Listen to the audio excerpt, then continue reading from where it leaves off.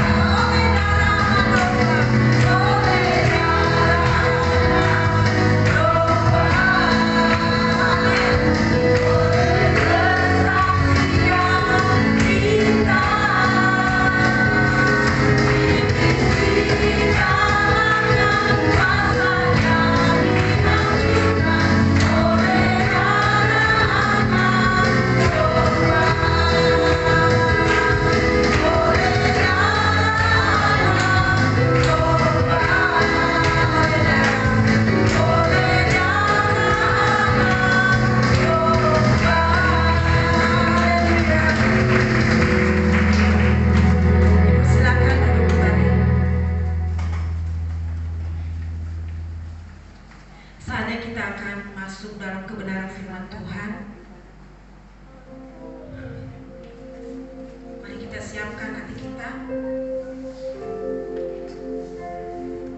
untuk masuk di dalam kebenaran firman Tuhan.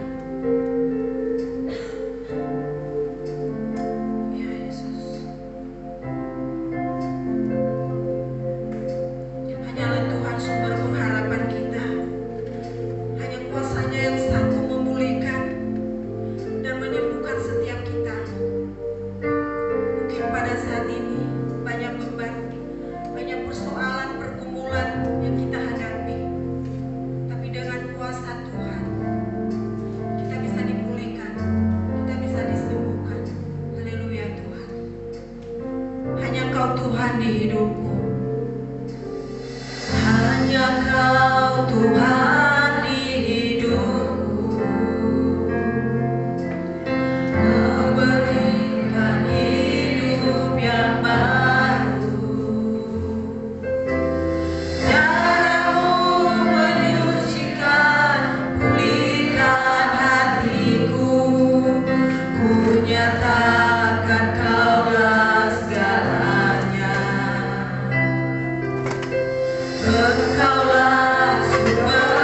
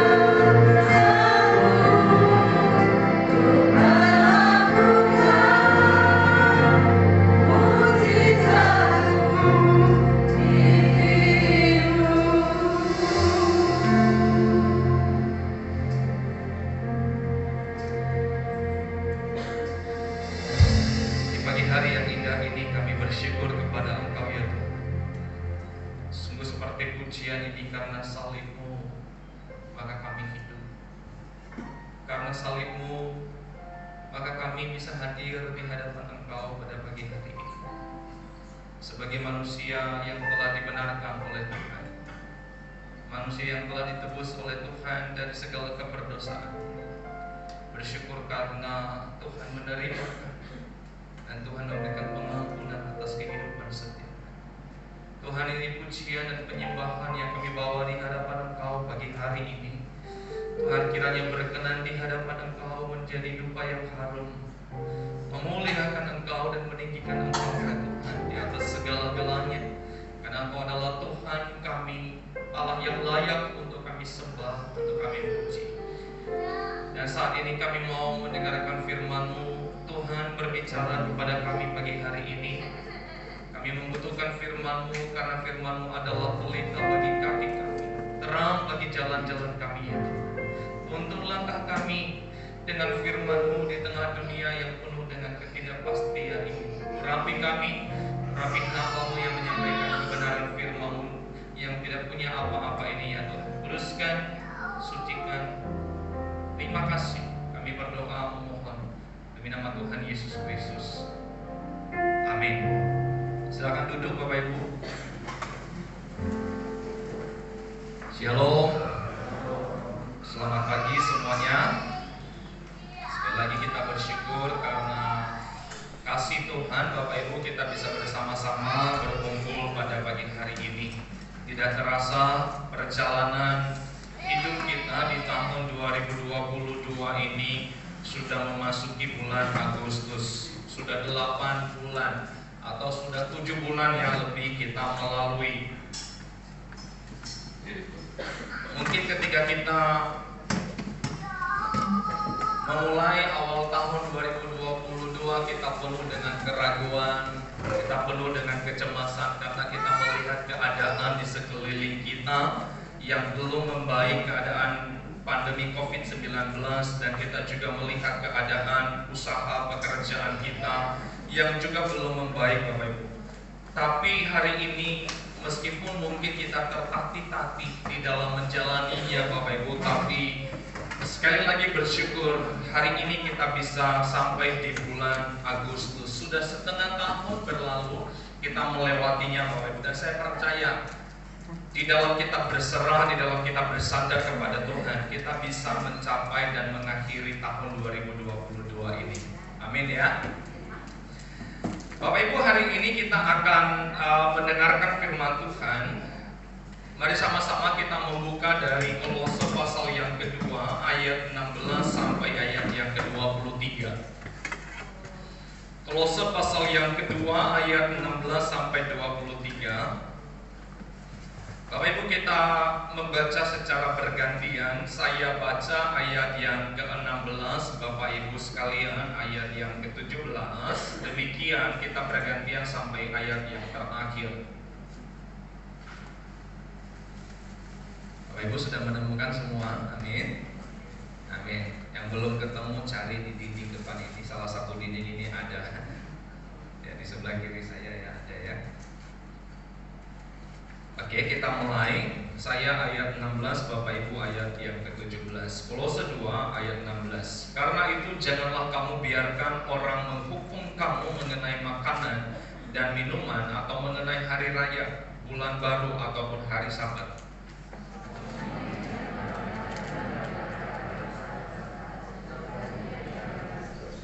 Janganlah kamu biarkan kemenanganmu digagalkan oleh orang yang pura-pura merendahkan diri dan beribadah kepada malaikat, serta berkanjang pada penglihatan-penglihatan dan tanpa alasan membesar-besarkan diri oleh pikirannya yang duniawi.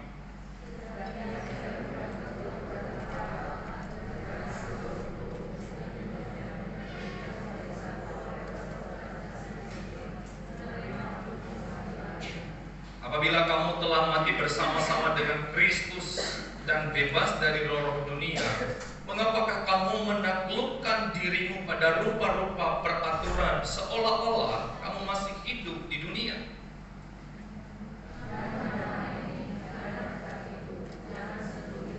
Semuanya itu hanyalah mengenai barang yang binasa oleh pemakaian dan hanya menurut perintah-perintah dan ajaran-ajaran manusia.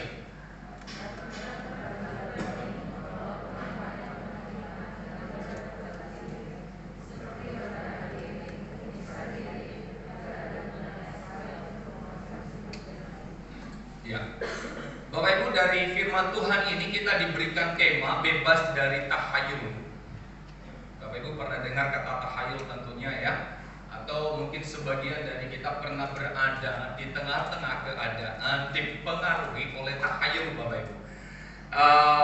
Saya percaya setiap kita dari beberapa suku itu kita punya beberapa tahayul yang mungkin sebagian orang sampai hari ini masih mempercayainya, Bapak Ibu.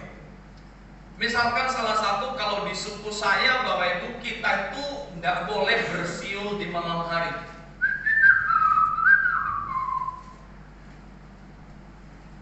Tidak boleh katanya. Kenapa? Nanti kuntilanak bisa datang, Bapak Ibu. Tapi kalau di India kan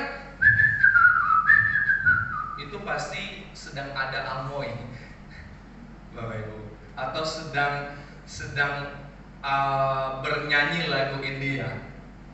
Tapi di kita, Bapak Ibu, ya nggak boleh itu. Nanti kuntilanak bisa datang. Atau misalkan kita dari yang kita dari Kalimantan, Bapak Ibu. Misalkan saya kasih contoh nih, kemarin ketika saya pindah ke sini, kebetulan mama mertua saya ada di kita, dia tinggal sama kita. Ketika kita pindah, semuanya kita udah bawa gitu ya, terakhir barang-barang dapur, Bapak Ibu. Yang terakhir itu kita mau bawa sapu dan kain pel dan sekopnya. Tahu apa yang dibilang sama mama mertua saya? Jangan bawa sapu, jangan bawa kain pel, jangan bawa sekop, nanti beli baru di sana. Kenapa? Ya pokoknya janganlah, nanti bawa sial. Atau kalau kita lagi imlekan, Bapak Ibu. Kalau lagi imlekan, Bapak Ibu yang dari Kalimantan pasti tahu kan ya, kita nggak boleh apa? Nggak boleh nyapu juga, apalagi bawa debunya atau kotorannya bawa keluar nggak boleh ya, bawa ke dalam bolehnya gitu ya, jangan dibuang. Dan ini Bapak Ibu, kita meyakini Bapak Ibu, sebagian besar orang kita dari suku tertentu kita punya tahayul dan yang itu kita yakini, meskipun tidak yakin 100% tapi mengikuti Bapak Ibu. Kita ikut dengan aturan-aturan main yang itu, kita juga turut mempercayai akan hal itu.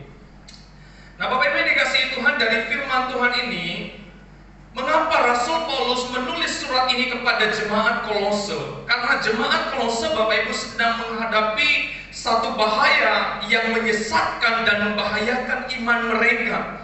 Di pasal 2 ayat yang ke-8, Bapak Ibu, di sana dikatakan begini, hati-hatilah supaya jangan ada yang menawan kamu dengan filsafatnya yang kosong dan palsu, menurut ajaran turun-temurun dari roh-roh dunia ini, tetapi tidak menurut Kristus. Bapak Ibu yang dikasihi Tuhan, dari firman Tuhan ini juga ada pengajaran bidat, Bapak Ibu, atau ada yang sejenis saya katakan tadi, tahayul itu, Bapak Ibu. Dan ada ciri-cirinya. Orang-orang yang bidat ini atau yang punya pengajaran ini, Bapak Ibu, yang pertama itu selalu mengutamakan aturan-aturan duniawi, Bapak Ibu. Tadi kita sudah baca, dikatakan jangan jamah ini, jangan kecap itu, jangan sentuh ini, dan sebagainya. Bapak Ibu yang dikasihi Tuhan, misalkan kalau kita juga ya, kalau di Indonesia, kita kalau mau ke kubur atau kita lewat kuburan, Bapak Ibu, biasanya apa? Misi om, misi tante mau lewat gitu kan ya, betul gak sih? Nah saya sering ketemu ini kalau kita lagi makamin orang, Bapak Ibu.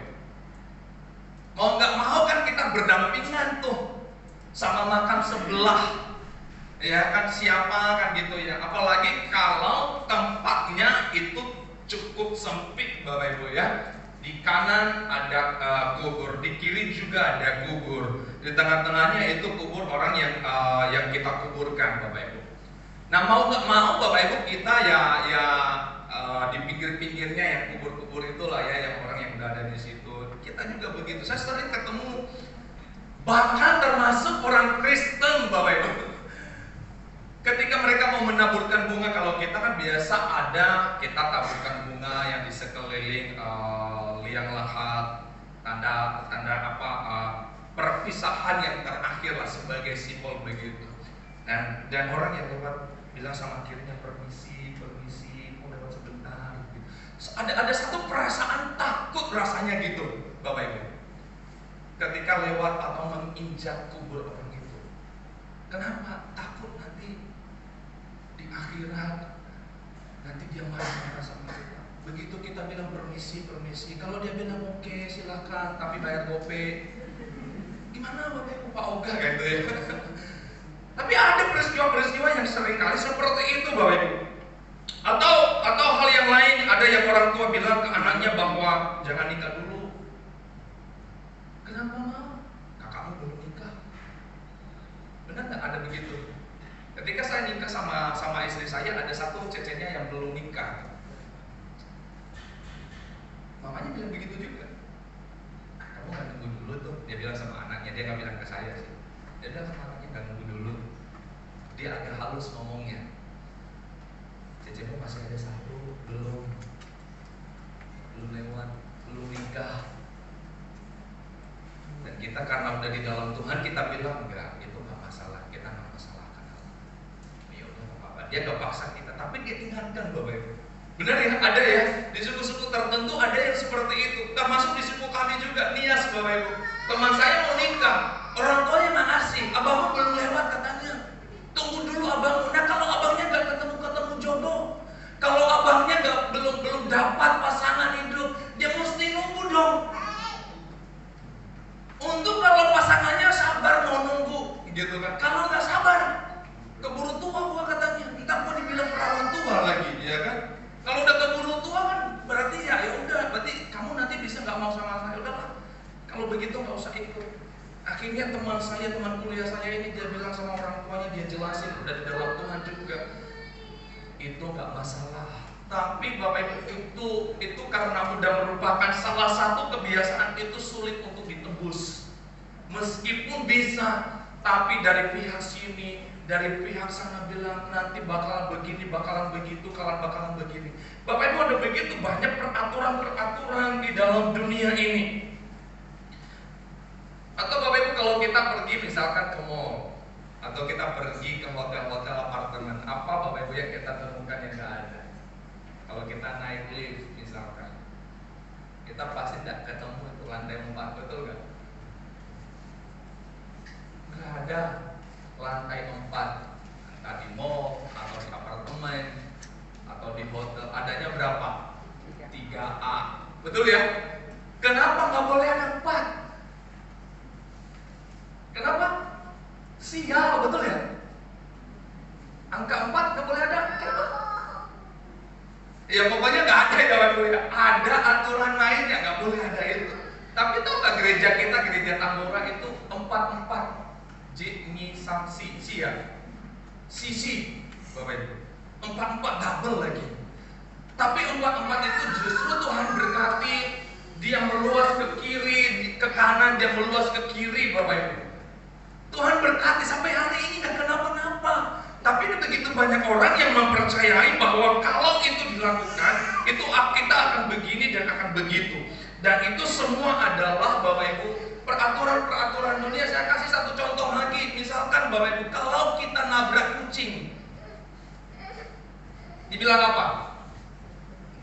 Hah? Sial juga kan? Satu kali saya sama supir gereja, kita keluar belum jauh dari Tambora, tiba-tiba nabrak kucing mati. Orang yang ada di situ dia stop kita, stop. Kenapa Bu? Drivernya nggak tahu gitu, nggak nyadar. Lu nabrak kucing katanya. Oh iya ya, aduh sorry maaf. Tapi nggak berhenti di situ. Buka baju lu katanya. Lo kenapa? Buka baju. Ntar lu sial lo. kamu harus ambil dia kucing ini, terus kamu harus bungkus pakai bajumu, lalu kamu kubur. Kalau nggak nanti kamu tabrakan di jalan. Saya bilang, kalau dia buka baju, dia pakai baju apa dong perginya? Saya bilang sebenarnya nggak usah ikutin, kamu ambil aja deh. Kamu ambil pakai tangan, kalau kamu nggak jijiknya ya, cari yang lain buat ngambil yang bawah, nanti kita buang. Diambil gue. Saya dengar kemarin Pak Ketua kita mau masuk ke sini, dia nabrak kucing juga. Bapak Ibu, udah sampai sini dia balik, pergi ngambil kucingnya terus dikubur ke belakang. Bapak Ibu, kalau kita nabrak kucing, kita nggak balik, kita nggak datang, atau kita nggak perhatiin, kita nggak kubur, kita dibilang sial. Tapi kalau nabrak orang,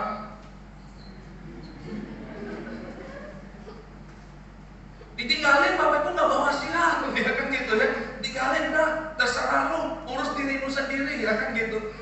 Kadang-kadang di titik itu Bapak Ibu, harga atau nyawanya seekor kucing jauh lebih berharga daripada nyawa manusia. Betul ya? Kadang-kadang seperti itu Bapak Ibu. Dan itu adalah ajaran-ajaran dunia. Itu yang disebut oleh Rasul Paulus bahwa di jemaat di Kolose mereka sedang diperhadapkan dengan kesesatan yang seperti itu. Jangan jamaah ini, jangan kecat itu, jangan sentuh ini. Ada ciri yang kedua adalah para bidat ini mereka pura-pura merendahkan diri Bapak Ibu. Orang-orang yang beragama di Kolose ini memperlihatkan diri seolah-olah mereka rendah hati, tetapi sebenarnya Bapak Ibu hanyalah sebuah kepura-puraan untuk menunjukkan bahwa mereka beragama Bapak Ibu. Mereka hanya ingin kelihatan rendah hati saja. Ciri yang ketiga adalah pentingnya punya kemampuan penglihatan Bapak Ibu.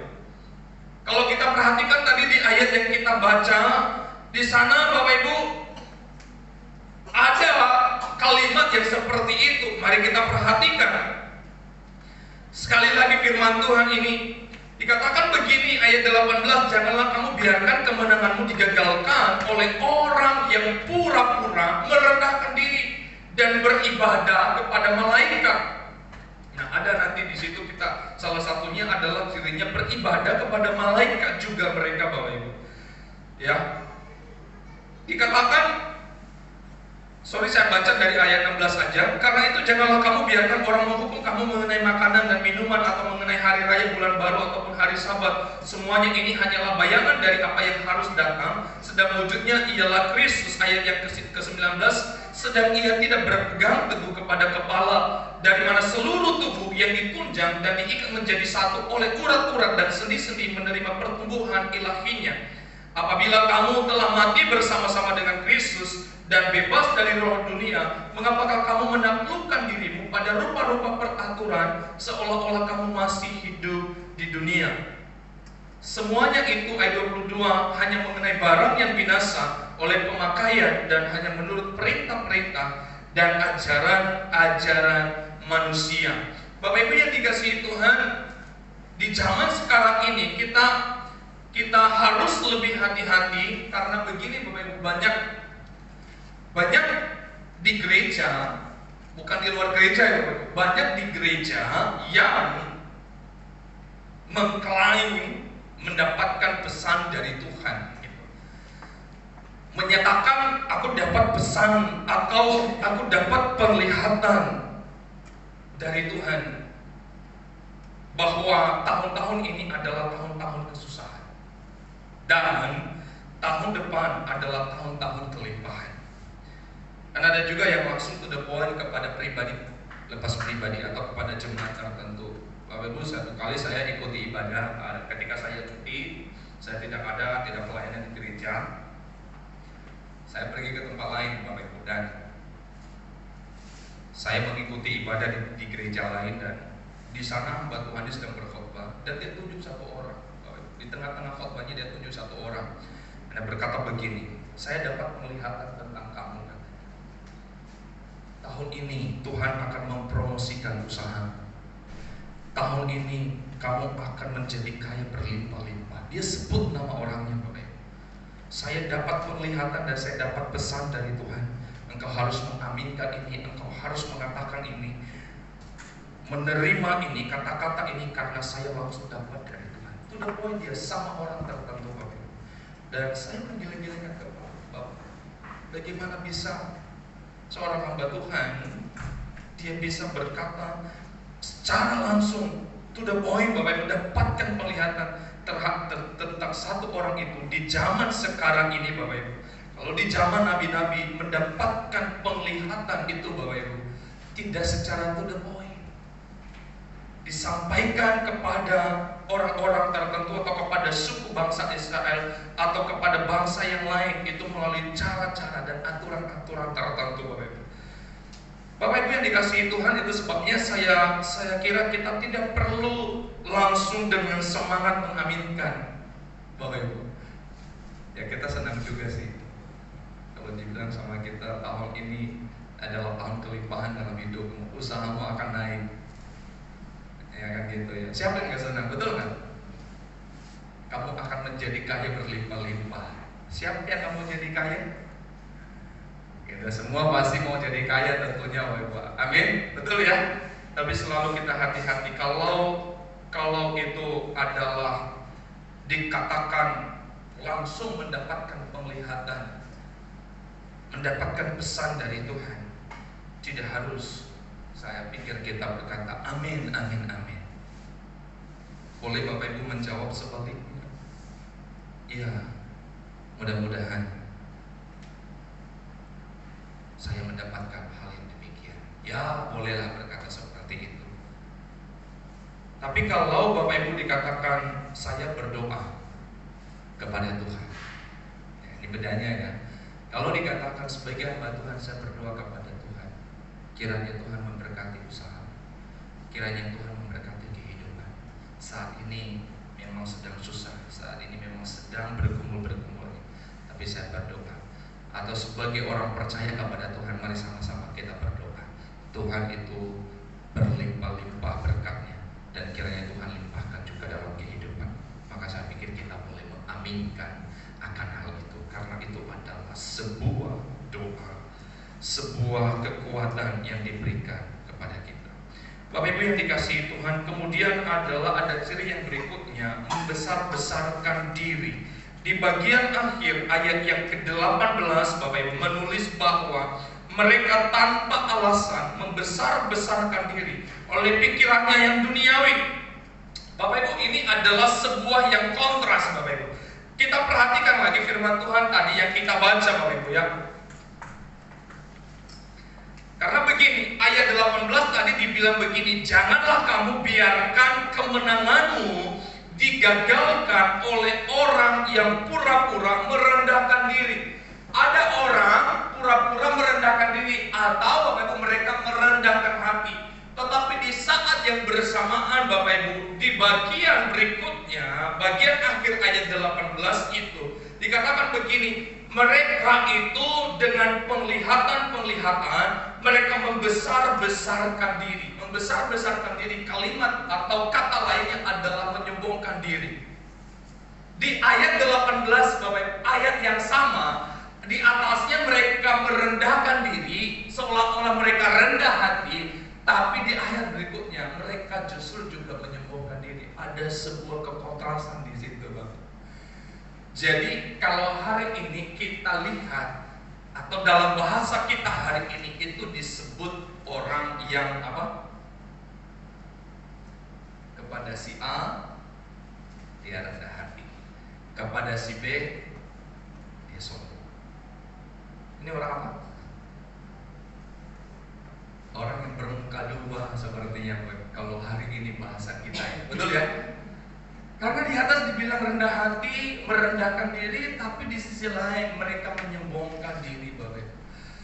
Jadi sebenarnya ini adalah ajaran-ajaran yang ditegur oleh Paulus kepada jemaat di Kolose. Dia bilang begini, semuanya itu adalah hanya sebuah bayangan saja, shadow Bapak. Hanya sebuah bayangan saja.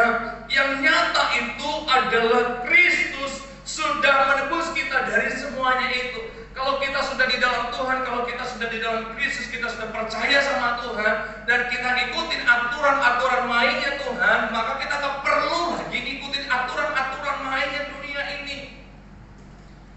Bapak Ibu, ada begitu banyak hal aturan di dalam dunia ini. Aturan itu baik Bapak Ibu, tapi kalau terlalu banyak aturan, maka itu nggak baik. Apalagi kita lebih mengikuti aturan dunia ketimbang dengan aturan-aturannya Tuhan. Seperti yang tadi sudah saya berikan contoh-contohnya. Kita sudah di dalam Tuhan Bapak Ibu, kita sudah percaya sama Tuhan, kita menghormati Tuhan, kita mentaati aturan-aturannya Tuhan Bapak Ibu. Jangan lebih menghormati dan mentaati aturan-aturan yang sebenarnya itu adalah isinya semua takhayul. Tapi kalau ngikutin aturan pemerintah kan, misalkan pas lampu merah berhenti, ya harus dong ya. Pas lampu merah terus diterobos, ya kan.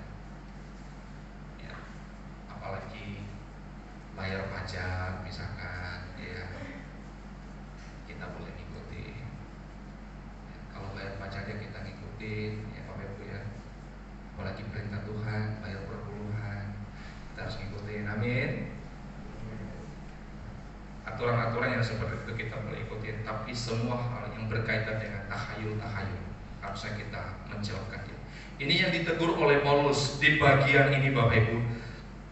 Ini yang diingatkan oleh Paulus, dikatakan di ayat yang ke-16, janganlah kamu biarkan orang menghukum kamu mengenai makanan dan minuman, atau mengenai hari raya, atau bulan baru, ataupun hari Sabat. Diingatkan lagi di dalam ayat 18, janganlah kamu biarkan kemenanganmu. Kita sudah dimerdekakan, kita sudah dibebaskan oleh Tuhan dari berbagai tahayul. Dikatakan oleh Paulus kepada jemaat di Kolose, jangan lagi ikuti hal-hal yang semacam demikian. Bapak Ibu yang dikasihi Tuhan, mari sama-sama kita menghidupi firman Tuhan dengan tidak takut akan hal-hal dunia ini, hal-hal yang menjadi tahayul di dalam dunia ini. Ketika kita nyebrang, sekali lagi, atau ketika kita lewat di kubur, gak usah permisi-permisi gitu ya, seolah-olah orang yang dikubur masih hidup gitu ya. Kalau menjaga etika itu oke, nggak apa-apa. Tapi kalau udah punya unsur mistisnya tadi, takhayulnya tadi, itu kita harus jauhkan diri kita. Amin Bapak Ibu ya. Kiranya firman Tuhan ini menolong setiap kita untuk menjalani kehidupan kita, mengingatkan kita kembali bahwa kita harus lebih mengutamakan aturan-aturan Tuhan daripada aturan-aturan takhayul di dunia ini.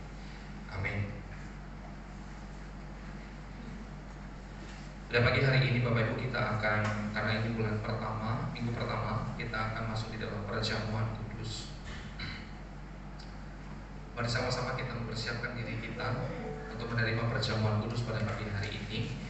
Bapak Ibu, seperti biasa perjamuan kudus ini dikenakan atau ditujukan kepada jemaat yang sudah mengaku percaya kepada Tuhan Yesus Kristus sebagai Tuhan dan Juru Selamat dan telah dibaptis, atau kita sudah mengikuti kelas untuk baptis tapi belum dibaptis juga boleh menerima perjamuan kudus ini. Dan sama-sama kita siapkan hati kita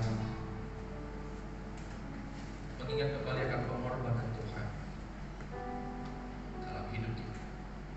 Sambil kita menyanyikan pujian yang tadi, karena salibmu ku hidup, dan merenungkan bagian itu, biarlah Tuhan mengingatkan kita kembali bahwa sungguh benar, karena salibnya Tuhan saja kita hidup, gak cuma di dunia ini, tapi kita hidup dalam sebuah kehidupan yang kekal nantinya.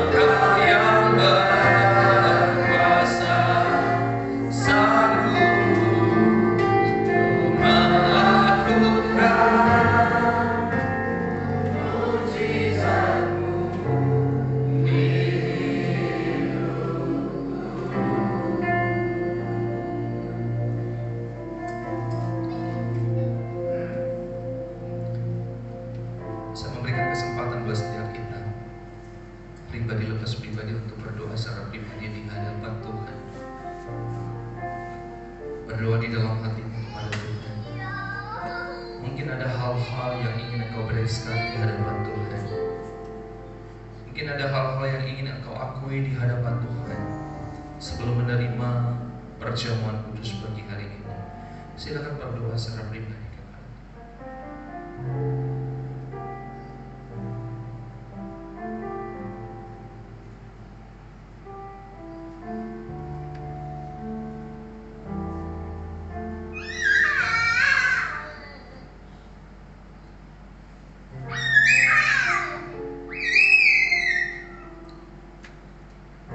Tuhan, kami menyadari kami masih hidup di dalam daging.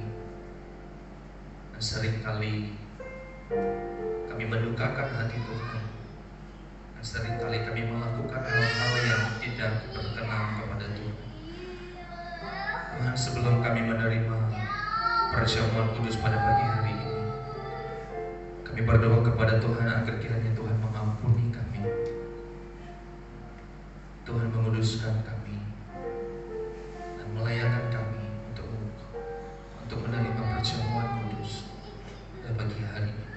Terima kasih Tuhan. Demi nama Tuhan Yesus kami berdoa. Amin. Undang petugas boleh maju ke depan.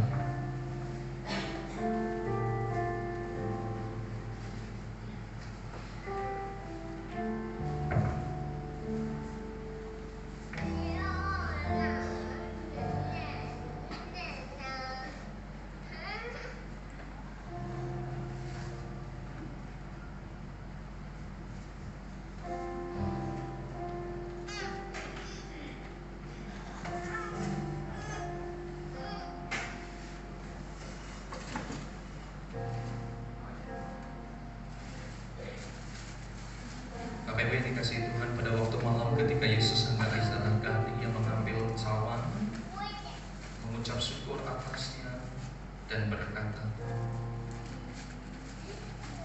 "Inilah tubuhku yang diserahkan bagi kamu. Makanlah kamu sekalian dari roti ini untuk mengingat akan aku."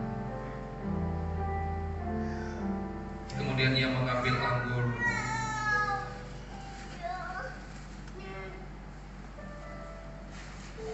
Ia mengucap syukur atasnya dan berkata,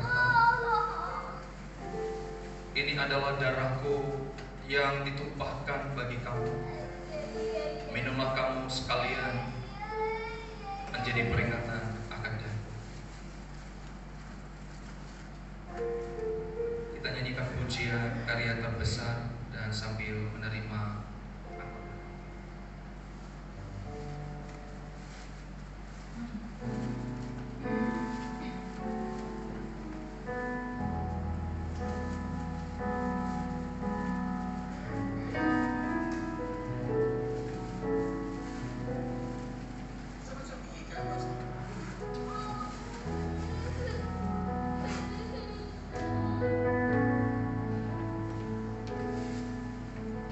Thank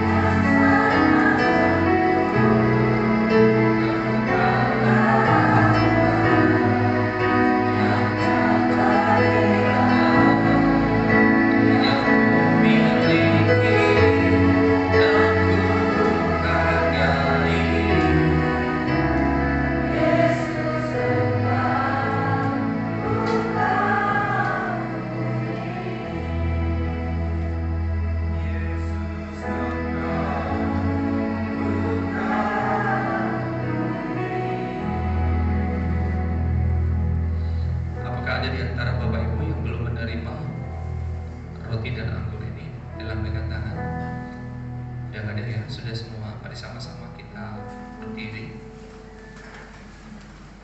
Mari kita angkat roti kita di tangan kanan kita lebih tinggi dari kepala kita. Sebelum kita memakan roti ini, mari kita berdoa.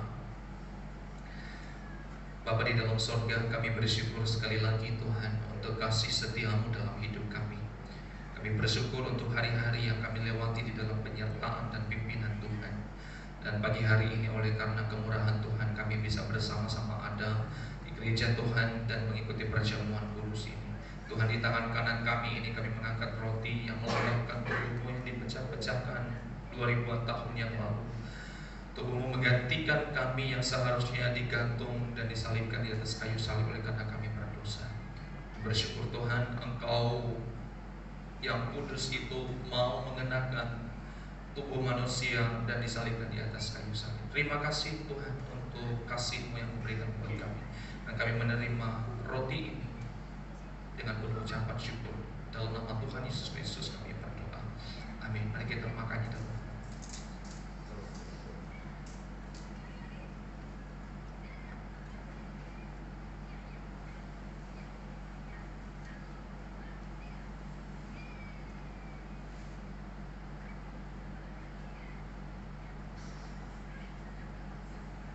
Mari juga kita mengangkat cawan yang berisi air anggur ini lebih tinggi dari kepala kita, dan sebelum menikmatinya, sebelum menerimanya, mari kita sekali lagi berdoa.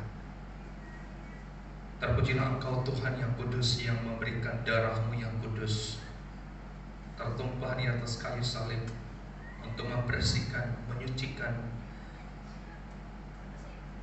setiap kami manusia yang berdosa, setiap kami yang tidak layak untuk dikasihi karena terlalu besar dosa, kesalahan yang kami lakukan.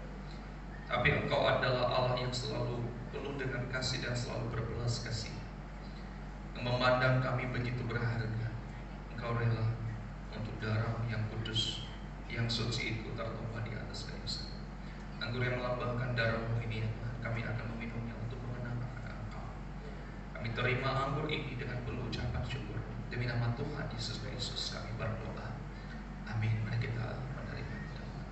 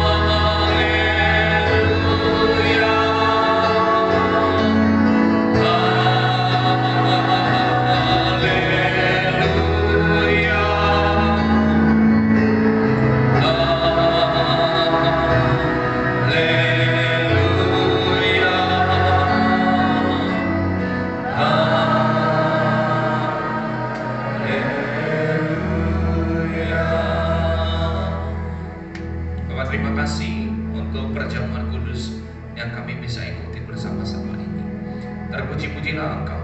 Demi nama Tuhan Yesus Kristus kami bersyukur, kami berdoa. Amin. Jemaat dipersilakan duduk kembali.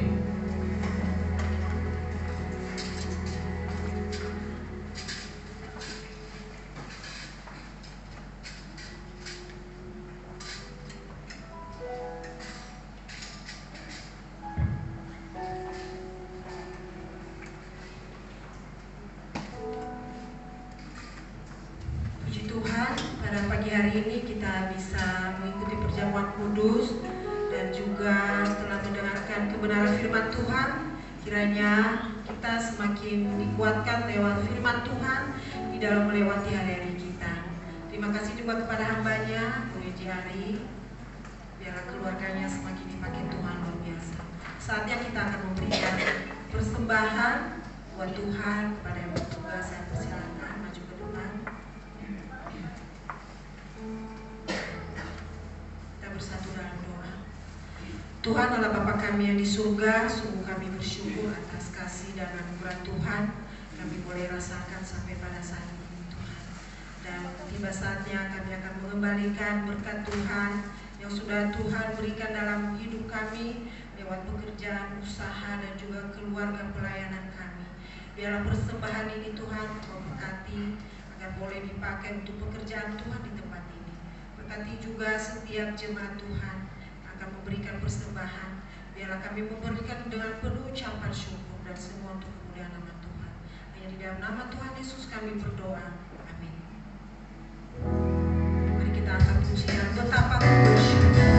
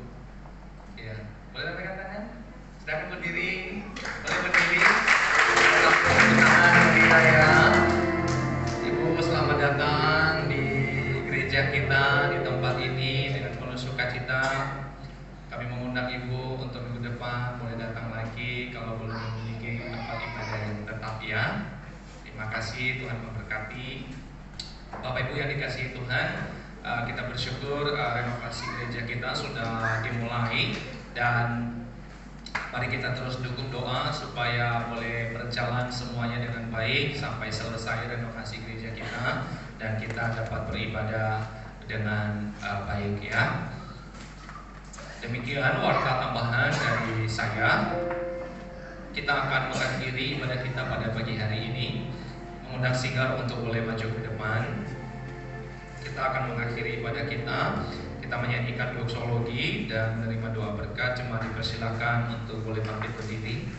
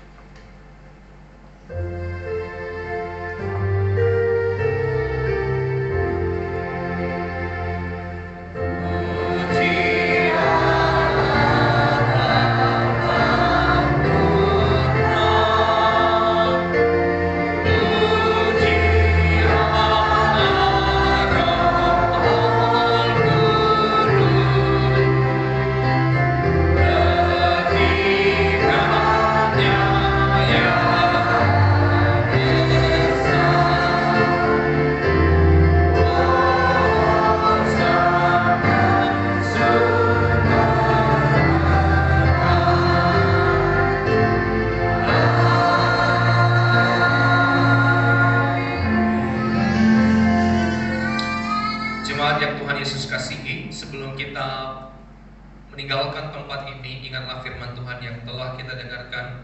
Hiduplah di dalam aturan-aturan Tuhan. Utamakanlah aturan-aturan Tuhan lebih daripada sekedar aturan dunia yang penuh dengan takayun-takayunnya. Dan karena itu arahkanlah hatimu kepada Tuhan dan terimalah berkatnya. Tuhan memberkati engkau dan menghadapkan wajahnya kepadamu. Tuhan memberkati engkau dan memberi engkau kasih karunia-Nya. Tuhan memberkati engkau dan memberi engkau damai sejahtera. Kiranya Allah Tritunggal yang esa itu terus mencurahkan berkat-Nya melimpah-limpah di dalam kehidupanmu dari sekarang bahkan sampai selama-lamanya. Amin.